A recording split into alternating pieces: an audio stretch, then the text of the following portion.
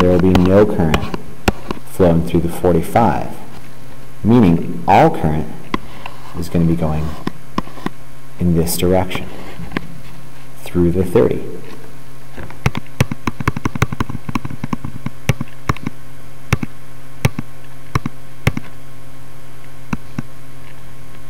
So if you wanted to, you could even simplify the network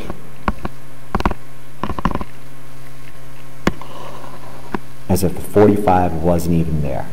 Because since there's no current flowing this way, there's no voltage drop across the 45 ohm resistor. So voltage 45 is equal to the current through the 45 times the resistance of the 45. And if this guy is 0, 0 times 45 is 0.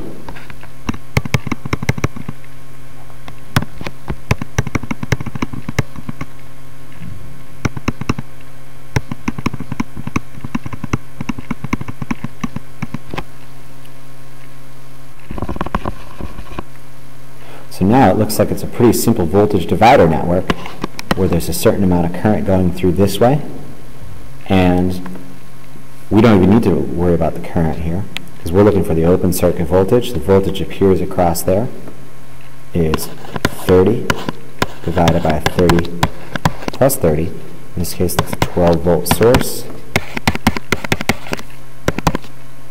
Basically 30 divided by 60 times 12. So that's half, 6 volts. So we can rewrite our circuit as our RTH of 60, which we have from up here, and our ETH of 6 volts.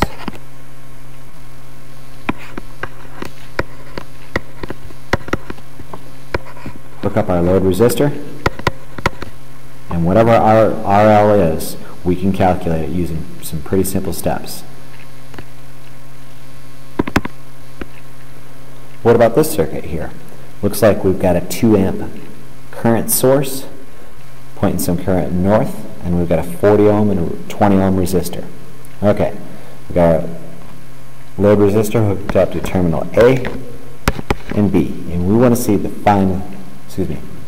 can find the Thevenin equivalent voltage and resistance that is seen by load resistor RL between terminals A and B. So what I'm going to do is find RTH first. So RTH, we redraw 20 hooked up to terminal A. There's terminal B. And our 40s right there. And we have to remove our current source. Now removing a current source means we place an open across there. Voltage sources, remember, is a short circuit. Current source is an open circuit. So we put our ohm meter right here. What is the the resistance that we see here? It's a 20 in series with a 40.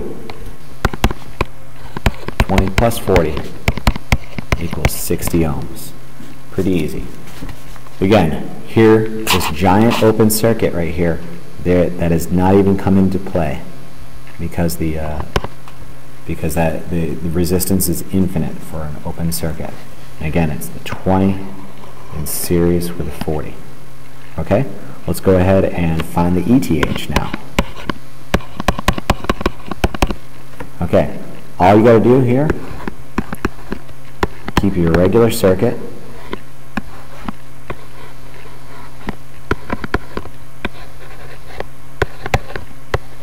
But now we want to know the open circuit voltage. Remember, there's nothing in between here. There's no way an electron can pass through there. So that means all those 2 amps have to go through this 40 ohm resistor. Okay? So the voltage across the 40 is equal to the current through the 40 times the resistance of the 40. So 2 times 40, 80 volts. So it looks like our Thevenin equivalent voltage is 80 volts, and our Thevenin equivalent resistance is 60 ohms. Keep our terminals marked, and put our load resistor back in. Okay, let's try ourselves a little bit more complicated example.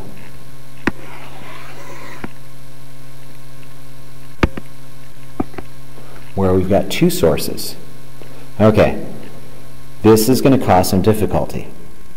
Since we introduced the superposition theorem earlier, we're going to use the superposition theorem for Thevenins. You need to understand that superposition and Thevenins are two totally different theorems. Okay?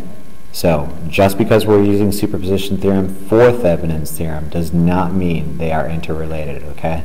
So, we are going to use superposition theorem to solve for Thevenin's equivalent circuit. So, looks like I've got a 2 amp source right here, current source, and a 12 volt voltage source. So we want to go ahead and basically find ourselves the Thevenin equivalent resistance and voltage seen by a terminal, by a load resistor RL between terminals A and B. But what's crazy about this problem is RL has a value of 100 ohms. We need to find IL, VL, P of L, and power total. Okay? And while we're at it, let's find efficiency. Okay?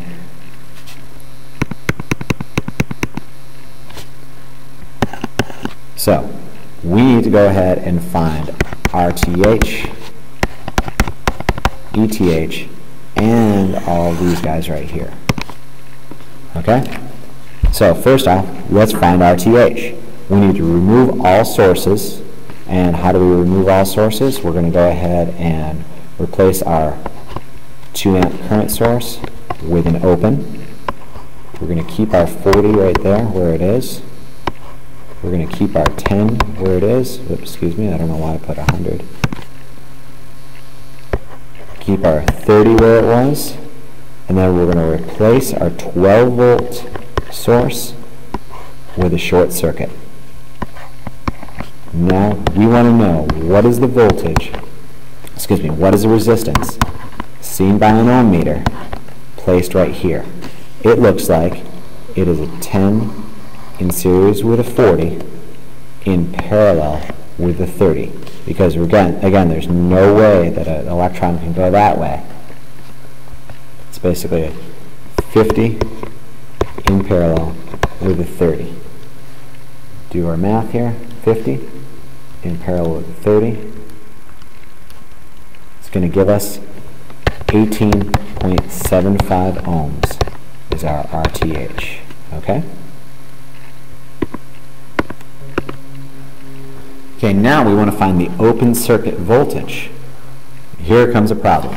Okay, we've got 2 sources now. Now we need to use superposition theorem to figure out what the open circuit voltage is. Let's go ahead and I'm going to redraw this network using a blue pen for the current source. So 2 amps with a 40, a 10, a 30, and I'm replacing my voltage source with a short circuit. I want to find out now what is ETH prime between here and here. Okay, so my 2 amps comes in here, gets to this point, and it splits between here and here. So it's got to go against a 40 and, coincidentally enough, a 40 because it's 10 in series with a 30. So it stands to conjecture that there's 1 amp going through there. It's going through the 1 amp is going through the 10 ohm resistor. 1 amp is also going through the 30 ohm resistor because there is no current going this direction because there's no way I can make it across this gap right there. Okay? So 1 amp